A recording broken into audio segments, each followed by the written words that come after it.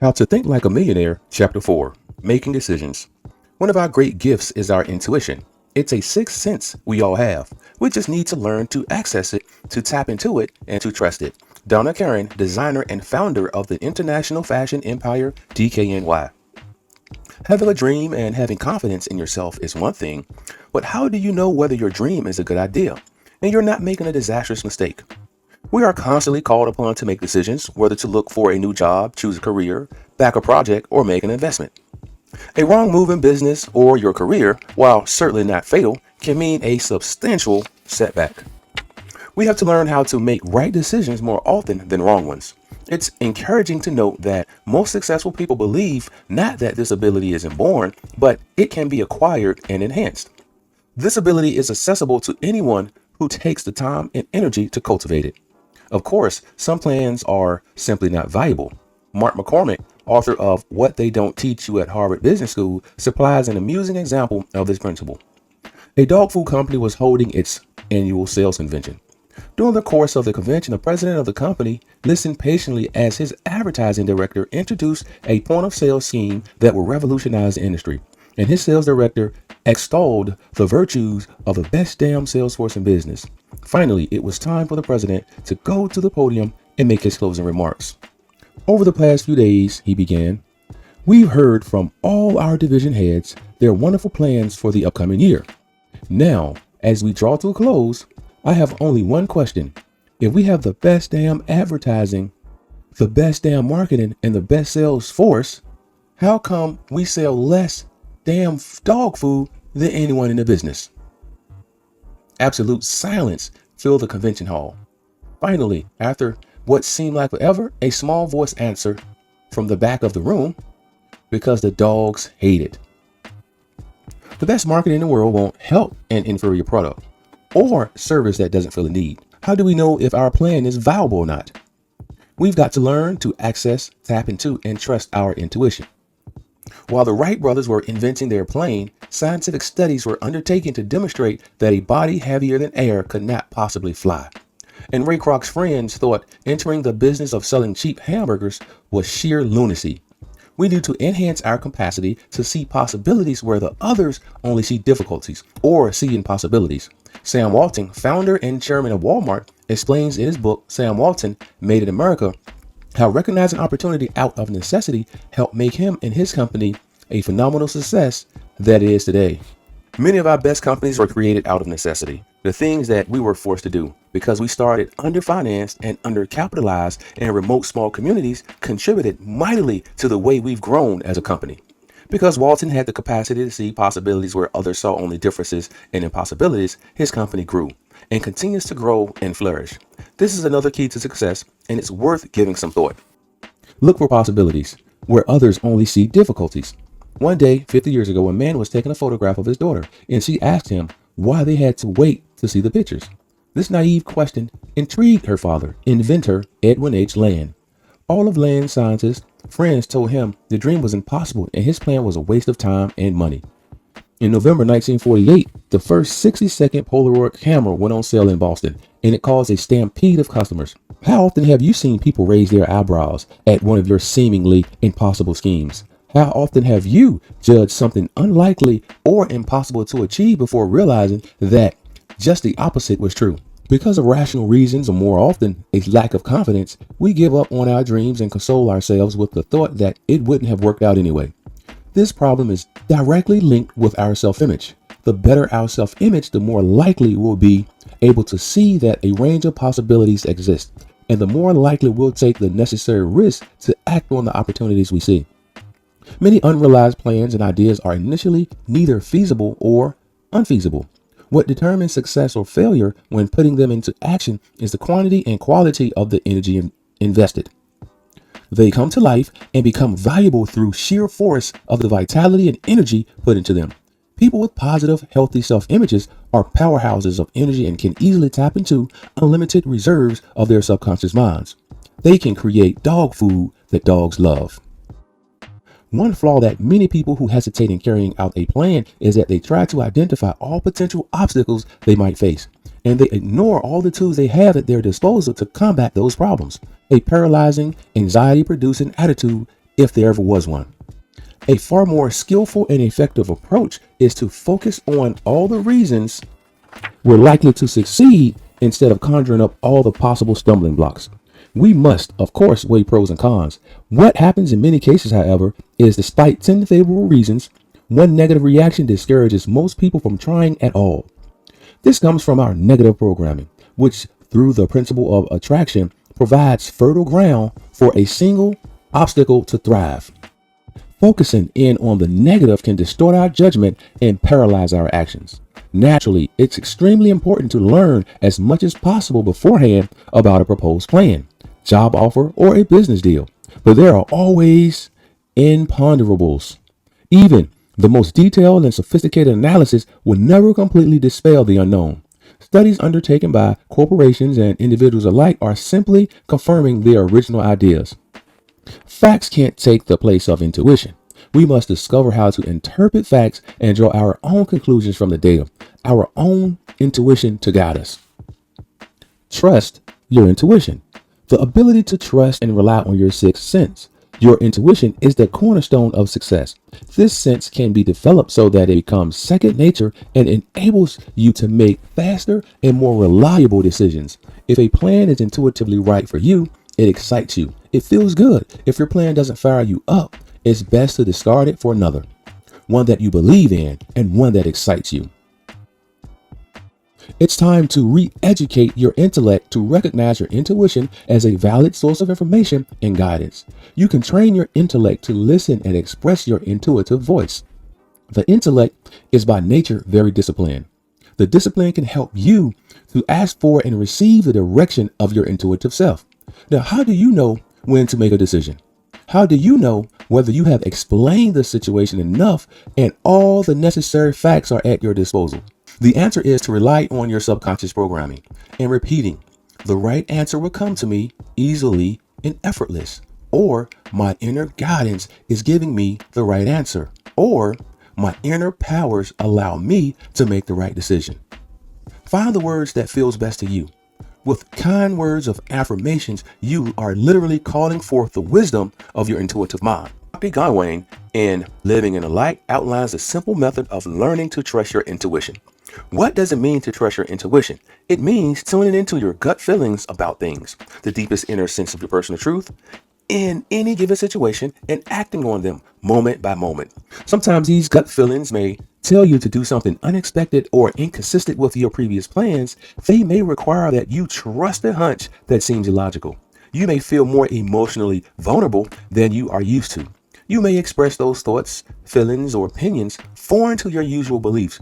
Perhaps follow a dream or a fantasy, or take some degree of financial risk to do something that feels important to you. Now, how do you do it? Learn to trust your intuition is an art form, and like all other art forms, it takes practice to perfect.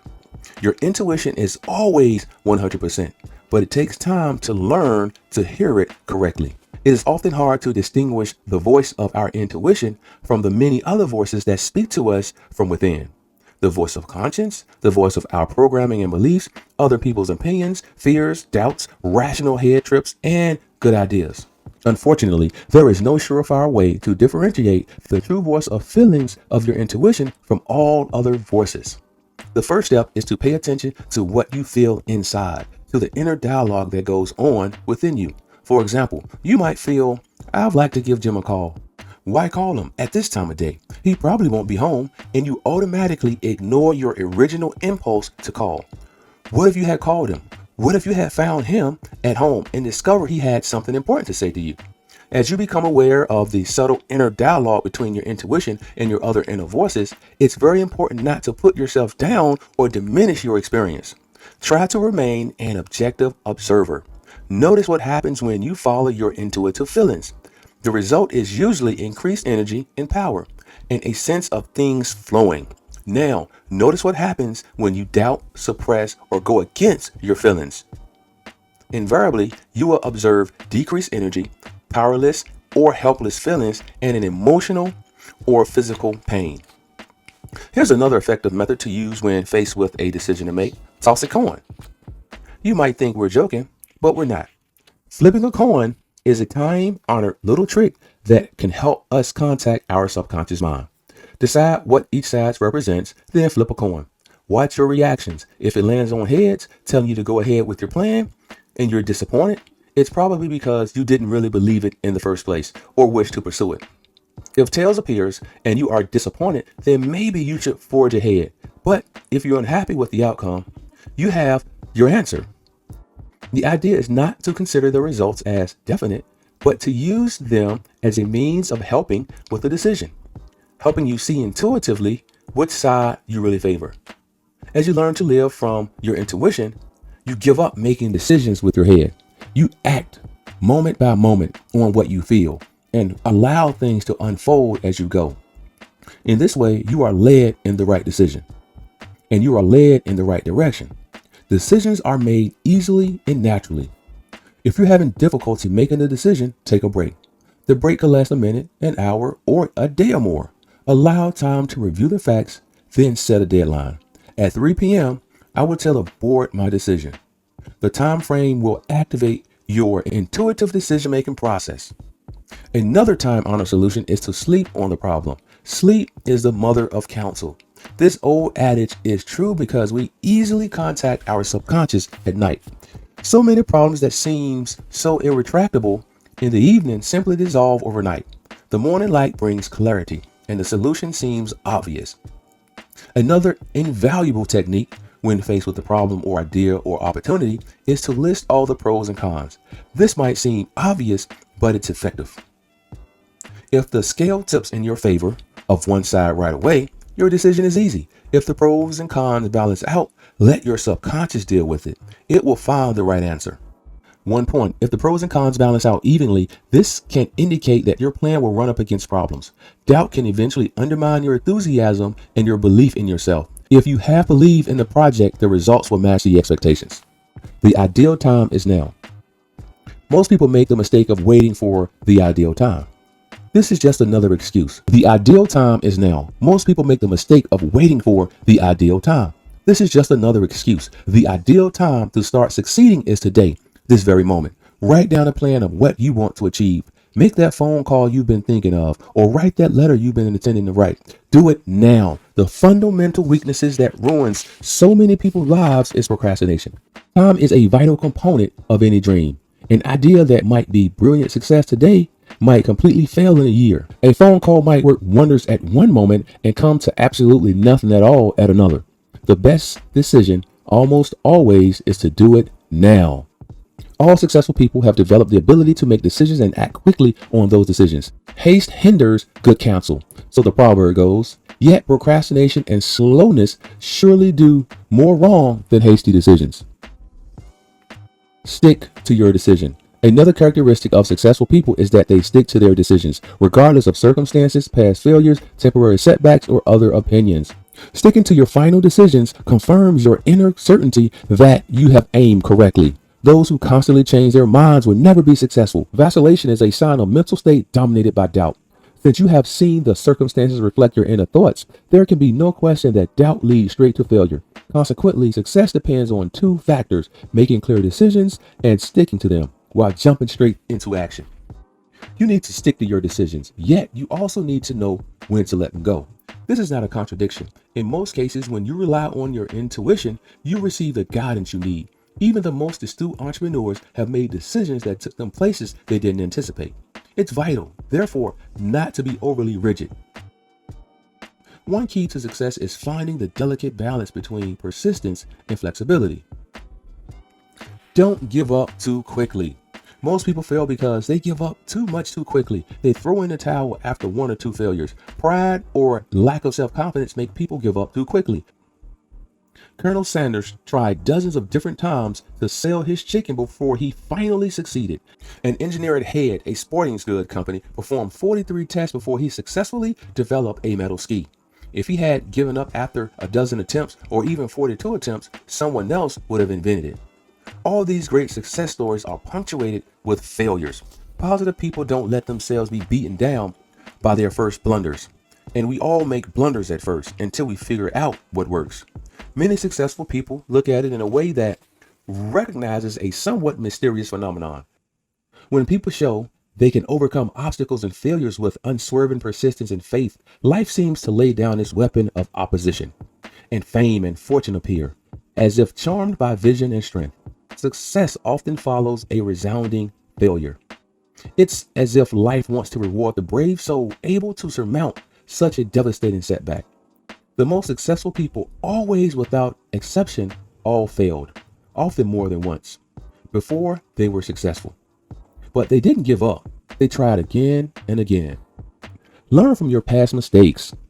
There is no shame in making a mistake, though it's generally a waste of time and energy to make the same mistake twice. If we thoughtfully examine why we fail, we gain a clearer understanding of how to succeed. In this way, each failure leads us closer to success. Determination and quality, absent in most people, is almost always generously rewarded. It must not, however, be confused with blind pig-headedness. To adapt quickly is one of the keys to success. So is pragmatic trial and error. Rely on your intuition, take action, and keep going. When days become this dark and gloomy, it means that the treasure I am looking for is about to be discovered. The great flash of light and the hope that bursts forward makes me instantly forget my long hours of work. So Chiro Honda, chairman of Honda, makes an important point. When days become this dark and gloomy, it means that the treasure I am looking for is about to be discovered. The great flash of light and hope that brings forth makes me instantly forget my long hours of tedious work.